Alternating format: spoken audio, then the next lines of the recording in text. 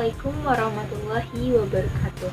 Perkenalkan, nama saya Ranti Pramudita, NPM 21510200360, Program Studi Perbankan Syariah Kelas H Fakultas Ekonomi dan Bisnis Islam Universitas Islam Negeri Raden Intan Lampung.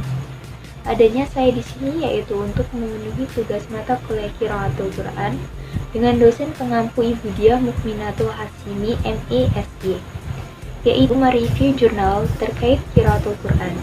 Adapun judul jurnal yang akan saya review yaitu Makna dan Latar Belakang Timbulnya Perbedaan Qiraat dengan penulis Ratna Umar, Oktober 2019.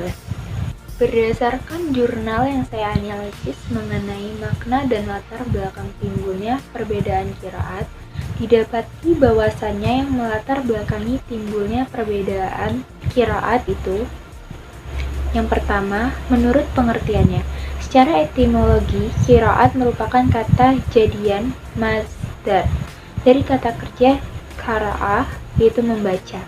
Sedangkan secara terminologi, ditemukan beberapa definisi yang dikemukakan oleh para ulama, yaitu Ibnu Al-Jazari, Al-Zarkashi, dan Al-Syahbuni, yang mana dari ketiga definisi tersebut pada hakikatnya mempunyai makna yang sama, yakni adanya beberapa cara melafalkan Al-Quran walaupun sama-sama berasal dari sumber yang sama, yaitu Rasulullah SAW. Dengan demikian, bahwa qiraat berkisar pada dua hal. Yang pertama, qiraat berkaitan dengan cara melafalkan Al-Quran yang dilakukan oleh seorang imam dan berbeda dengan imam lainnya. Yang kedua, cara melafalkan ayat-ayat Al-Quran berdasarkan pada riwayat yang mutawatir dari Nabi SAW. Adapun yang kedua yaitu berdasarkan macamnya. Macam-macam qiraat dibedakan dari segi kuantitasnya dan kualitasnya.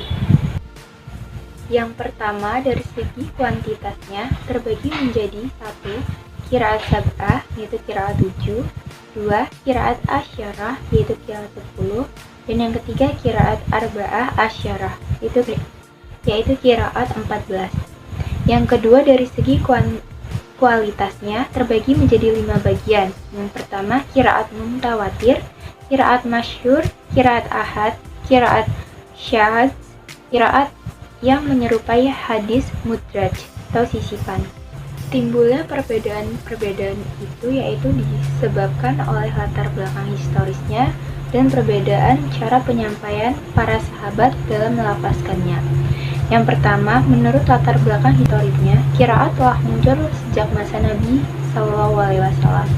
Terdapat 2 riwayat yang dapat membuktikan bahwa lafaz-lafaz Al-Quran yang diucapkan oleh sahabat masing-masing berbeda. Kemudian Rasulullah tidak menyalahkan para sahabat dan memberi jawaban yang sama, yaitu Al-Quran diturunkan 7 huruf, yaitu riwayat Imam Bukhari dan Muslim. Dan yang kedua, riwayat Imam Muslim dengan sanad dari Ubay bin Ka'ab. Yang kedua, sedangkan menurut latar belakangnya, cara penyampaian telah dijelaskan sebelumnya, bahwa setelah para sahabat tersebar, maka mereka membacakan qiraat Al-Quran kepada muridnya secara turun-temurun. Dengan menyebarnya imam-imam qiraat ke berbagai daerah dengan mengajarkan dialek atau laj mereka masing-masing, yang akhirnya melahirkan hal-hal yang tidak diinginkan, yaitu timbulnya qiraat yang beraneka ragam. Selanjutnya, untuk mengetahui apakah qiraat itu benar atau tidak, harus memenuhi 3 syarat. Yang pertama, sesuai dengan kaidah bahasa Arab. Yang kedua, sesuai dengan mushaf Utsmani. Dan yang ketiga, sanad-sanadnya sahih.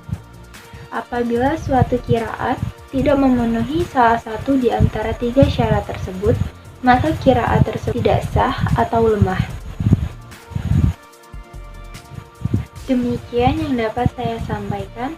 Lebih dan kurangnya saya mohon maaf yang sebesar-besarnya. Saya tutup. Wassalamualaikum warahmatullahi wabarakatuh.